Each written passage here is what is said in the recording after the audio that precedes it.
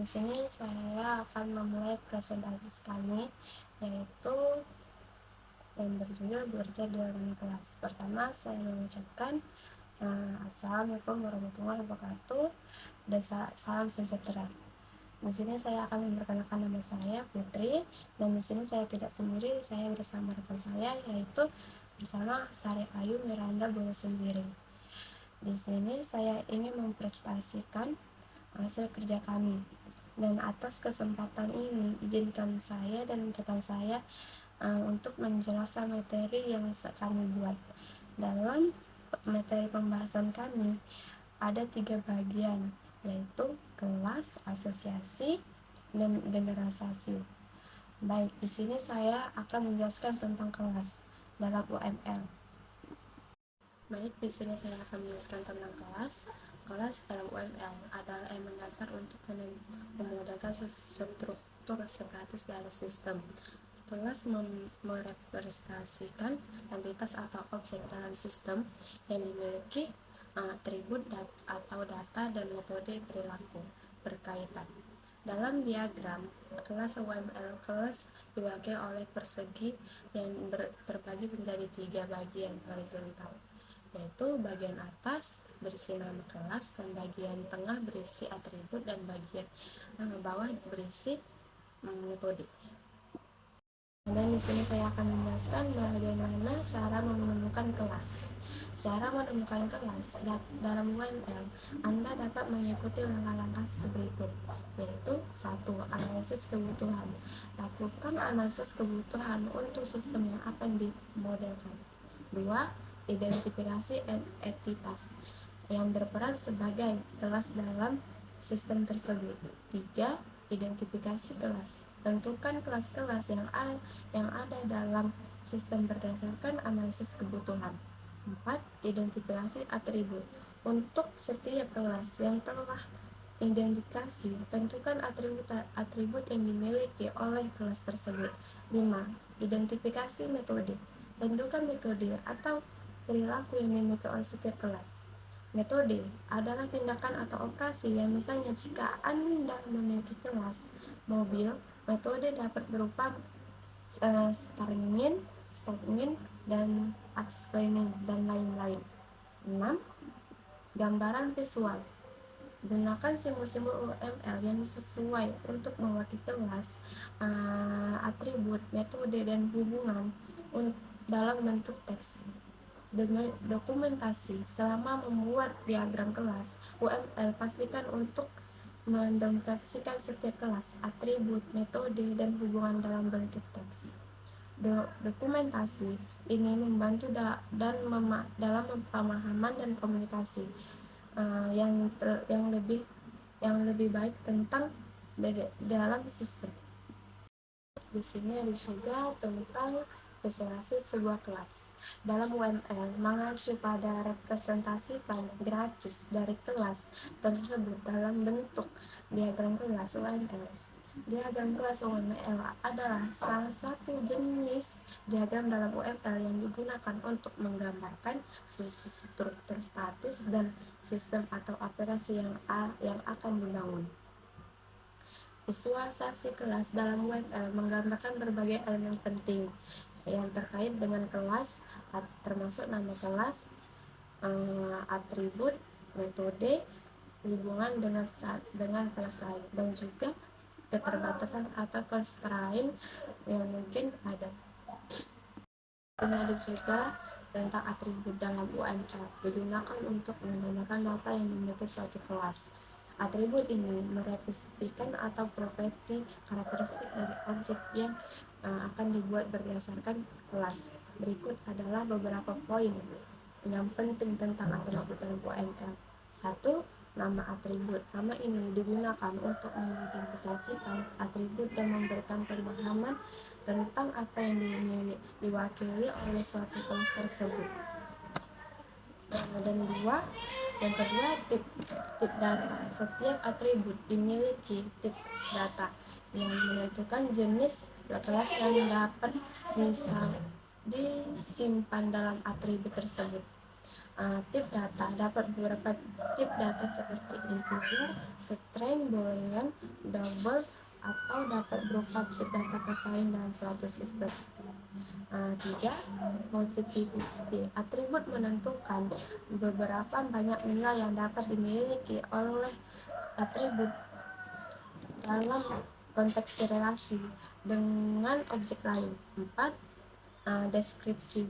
Atribut dapat digunakan untuk memberikan penjelasan tambahan tentang atribut tersebut seperti tujuan atau fungsi dari atribut tersebut.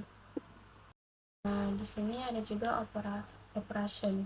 Dalam UML menunjukkan pada perilaku atau tindakan yang dapat dilakukan oleh objek dalam suatu kelas.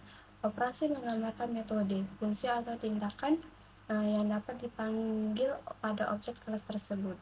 Berikut adalah beberapa poin yang penting. 1. Nama operasi. Nama operasi harus unik dalam mengkonteksi kelas tersebut. 2.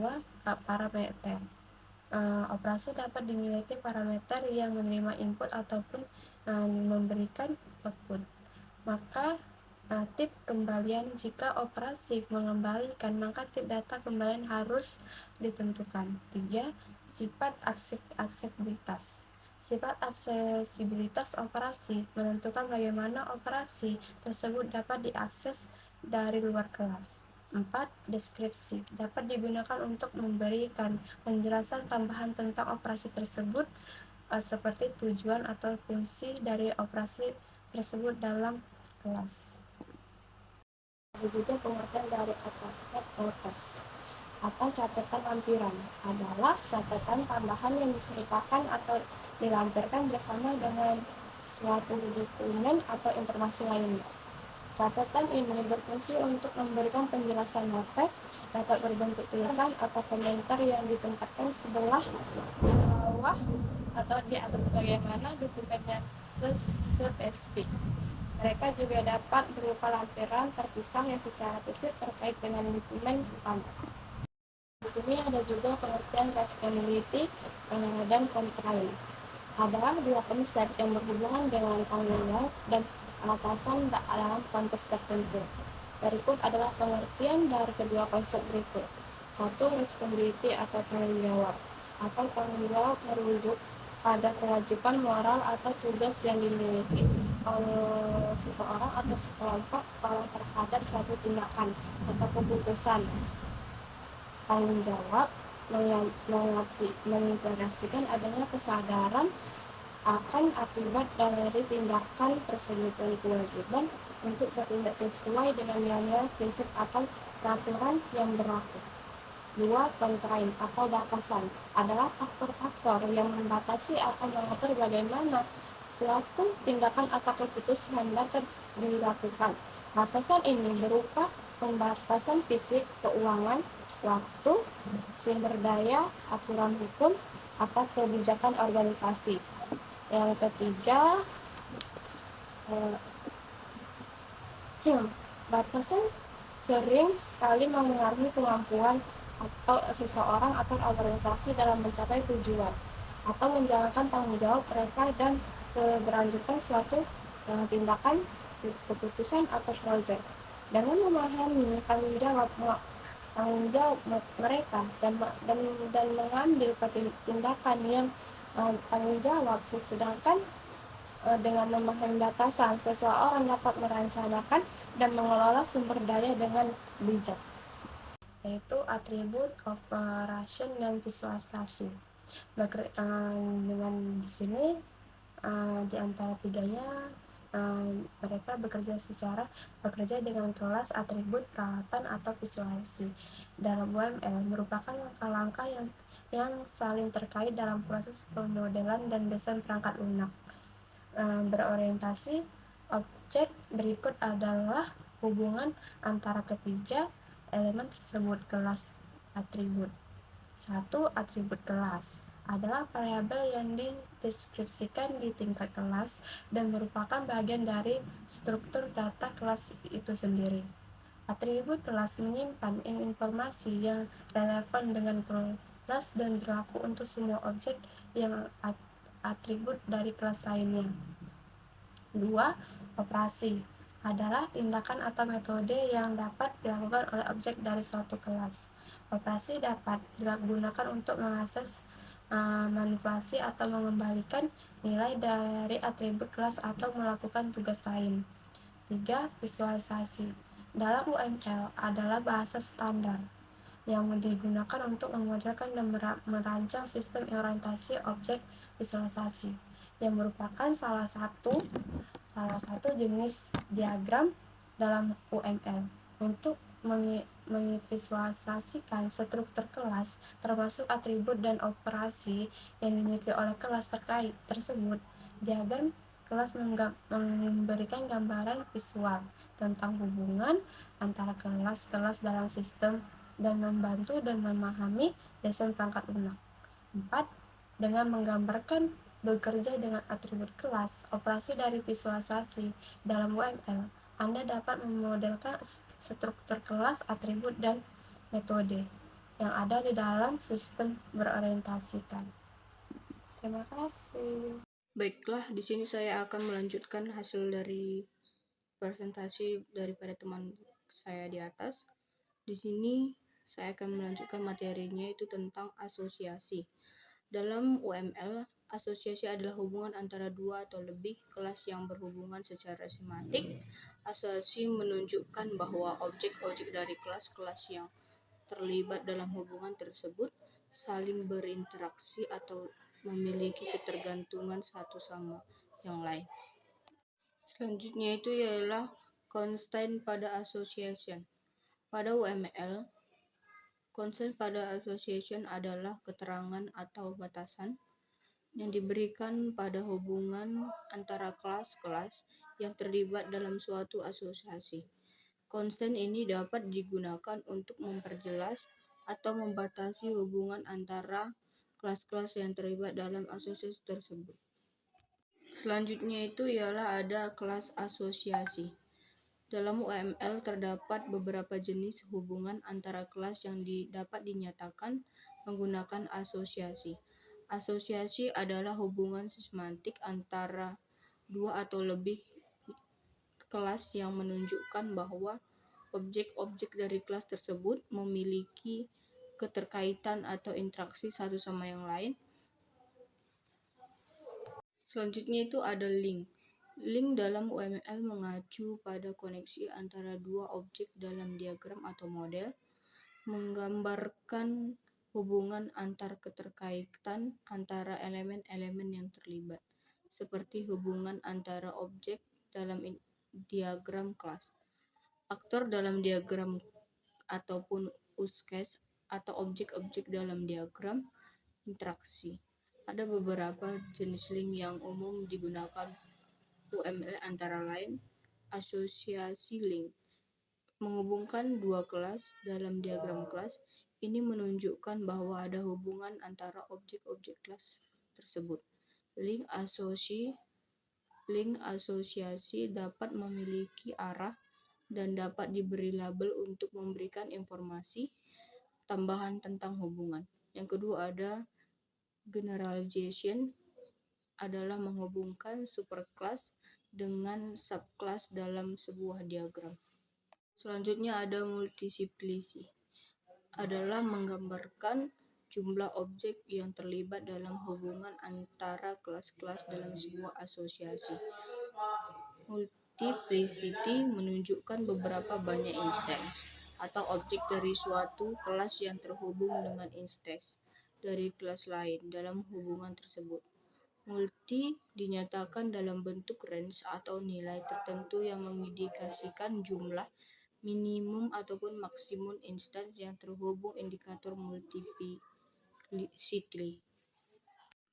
Qualifier kelas adalah yang digunakan untuk memberi informasi tambahan tentang bagaimana sebuah atribut diberi lakukan dalam sebuah asosiasi antara dua kelas. Kelas kualifikasi menambahkan detail ataupun kelas kualifikasi pada hubungan asosialisasi, terutama pada asosiasi memiliki atribut yang bergantung pada kelas lain. dengan hubungan tersebut. Dalam UML, kelas kualifikasi dinyatakan dengan menambahkan kelas lain di antara dua kelas yang berhubung dalam sebuah asosiasi. Kelas ini berfungsi sebagai penengah yang memiliki atribut tambahan yang berkaitan dengan asosiasi tersebut. Asosiasi refleksif adalah jenis asosiasi di mana sebuah kelas terhubung dirinya sendiri. Ini berarti setiap instansi dari kelas tersebut memiliki hubungan dengan instansi yang lain dari kelas yang sama dengan yang lain. Berikutnya itu ialah ada generalisasi. Adalah suatu konsep penting dalam UML yang digunakan untuk menunjukkan hubungan hierarkis antara kelas-kelas dalam diagram kelas. Generalisasi adalah bentuk spesialisasi di mana sebuah kelas disebut superkelas menjadi entitas yang lebih umum, sementara kelas lain yang disebut subkelas menjadi entitas yang lebih khusus. Dengan kata lain, subkelas mewarisi atribut dan metode dari superkelas.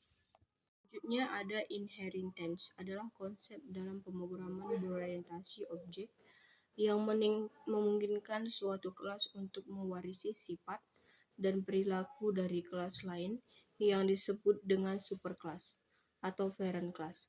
Dalam konteks ini, superkelas adalah kelas yang memberikan warisan, sedangkan subkelas adalah kelas yang menerima warisan. Penggunaan inheritance memungkinkan pembuatan hierarki kelas di mana subkelas dapat mewarisi atribut dan metode dari superkelas, serta menambahkan atribut dan metode tambahan yang unik untuk subkelas tersebut. Dengan demikian, subkelas dapat memiliki karakteristik yang sama dengan superkelas, tetapi juga memiliki perbedaan yang spesifik. Satu konsep yang terkait dengan inherensi adalah subkelas. Kelas yang menerima warisan dari superkelas disebut subkelas. Subkelas mewarisi semua atribut dan metode yang didefinisikan di superkelas, serta dapat menambahkan atribut dan metode tambahan superkelas. Kelas juga memberikan warisan kepada subkelas disebut dengan superkelas. Selanjutnya itu ada disjoint. Disjoint adalah mengacu pada hubungan antara kelas-kelas dalam diagram kelas yang memiliki objek yang sama atau tidak saling tumpang tindih. Pengertian disjoint dalam UML dapat dijelaskan dalam dua konteks yang berbeda: disjoint dalam hubungan kelas dan disjoint dalam kasus penggunaan. Disjoint dalam hubungan kelas ialah hubungan antara kelas-kelas dapat dinyatakan dengan menggunakan asosiasi. Ketika kedua terhubung melalui asosiasi dan dinyatakan sebagai disjoint, ini berarti tidak ada objek yang menjadi anggota dari kedua kelas secara bersamaan. Dengan kata lain, kedua kelas tersebut memiliki objek yang tidak saling tumpang tindih. Yang kedua ada disjoint dalam kasus penggunaan, yaitu dapat merujuk pada klasifikasi kasus penggunaan atau unsur case dalam UML. Dalam konteks ini, kasus penggunaan disjoint adalah kasus penggunaan yang tidak memiliki arti atau skenario yang sama atau tidak saling tumpang tindih. Selanjutnya ada abstract class, yaitu suatu kelas dalam pemrograman yang tidak saling dapat diinstansis atau digunakan secara langsung untuk membuat objek. Namun sebaliknya ada juga yang dinamakan dengan subclass. Subclass abstrak adalah digunakan sebagai kerangka kerja untuk membantu kelas turunan yang lebih spesifik. Selanjutnya ada dividend class. Dividend class ialah istilah yang digunakan dalam pemrograman berorientasi objek merujuk pada kelas yang secara langsung bergantung pada kelas lain. Ketika suatu kelas bergantung pada kelas lain, itu berarti kelas tersebut menggunakan objek atau mengandalkan fungsionalitas dari kelas lain untuk melakukan tugasnya. Kelas yang bergantung umumnya akan memiliki referensi atau objek dari kelas yang menjadi ketergantungan. Dividend kelas akan menggunakan atribut yang disediakan oleh kelas yang bergantung untuk mencapai tujuan yang diinginkan. Sekian dan terima kasih atas hasil presentasinya. Kami mohon maaf atas banyaknya kesalahan dalam kami mempresentasikan presentasi kami. Terima kasih.